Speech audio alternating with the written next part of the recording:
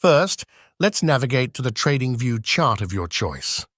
Once you have your chart open, you'll find the price range tool located on the left-hand toolbar, symbolized by lines with dots. Click on this icon to activate the tool.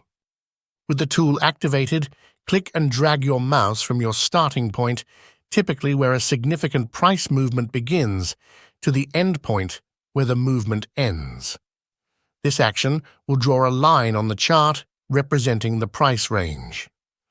As you adjust the endpoints of the line, you will notice two primary pieces of information displayed: the percentage change between the starting and ending prices and the absolute price change.